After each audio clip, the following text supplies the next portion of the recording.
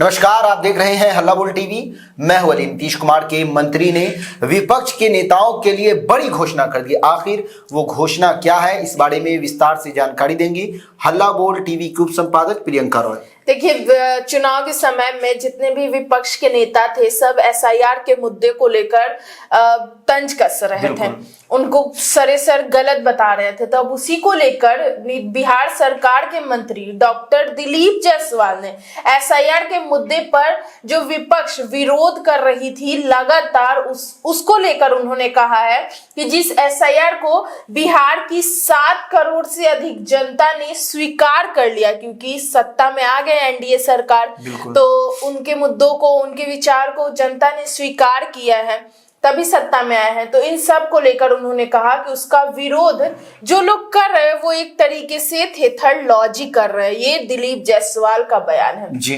Doctor Dilip Jaiswal ने आगे कहा कि बिहार ज्ञान की धरती है। यहाँ के इतने लोगों ने उत्सवित माहौल में मतदान में सहभागिता की। अब जब ज्ञान की धरती के लोगों ने इसे स्वीकार कर लिया है तो वो दिल्ली में बैठकर आंदोलन करे तो उससे कुछ भी बिगड़ने वाला नहीं है। विपक्ष पे तंज कसते हुए उन्होंने कहा कि जिस तरीके से एसआईआर के मुद्दे को लेकर विपक्ष अगर आंदोलन करना चाहे या विपक्ष स्टार्टिंग से बोल रही है कि ये गलत है, वो लोग एक पक्ष में अपना सब आगे बढ़ रहे हैं, तो इन सब को लेकर जो विपक्ष तंज कस रहे थे उस पे डॉक्टर दिलीप जायसवाल ने कहा। उन्होंने कहा कि विपक्ष के नेताओं को बिहार आना चाहिए एक बार। उन्होंने आगे कहा कि एसआईआर का मतलब क्या होता है, मतलब भी समझाया। मतलब क्या होता है कि जिस तरीके से मतदान सूची का शुद्धिकरण, जितना मतदाता जो है उनका नाम 2 जगह ना हो, जो मृत हो गए हैं या जो जगह छोड़कर जा चुके हैं वैसे लोगों का नाम हटाया जा रहा है, ये उनका एसआईआर का काम होता है। इसकी शुरुआत कहाँ से हुई?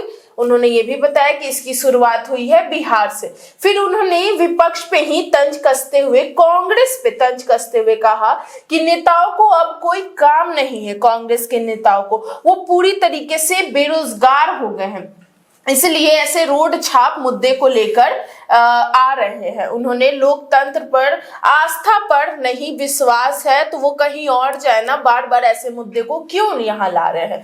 बिहार में रोजगार एवं उद्योग धंधे पर विपक्ष के सवाल पर भी उन्होंने कहा कि हम लोग कोशिश कर रहे हैं कि बिहार के नेताओं की बेरोजगारी दूर हो, उन्हें काम कब मिले। मतलब जो विपक्ष के नेता हार चुके हैं तो उनका ये कहना है दिलीप जायसवाल का कि वो अब बेरोजगार हो गए हैं। तो अब सरकार जो सत्ता में सरकार है वो लोग पूरी प्रयास कर रही है कि जो विपक्ष के नेता बेरोजगार हो गए हैं अब उनको कोई रोजगार दे। मतलब सरेआम वो तंज कसते हुए ये सारी बयानें कर रहे हैं। लेकिन अब देखना ये होगा कि दिलीप जायसवाल का ये बयान आया है। हम लोग चुनाव के समय देखे थे कि कितना पक्ष विपक्ष को लेकर बयानबाजी का दौर चल रहा था और अच्छे मतदान के साथ, अच्छे वोट के साथ एनडीए सत्ता में फिर से आ गई है। और अब ये देखना होगा कि दिलीप जायसवाल के इस बयान के बाद विपक्ष का क्या बयान आता है। दिलीप जायसवाल ने तंज कसा है तो विपक्ष तो चुप बिल्कुल नहीं रहेगी। जी, तो सुना आपने किस तरह से दिलीप जायसवाल ने जो बयान दिया है उससे विपक्ष का बयान आना बाकी है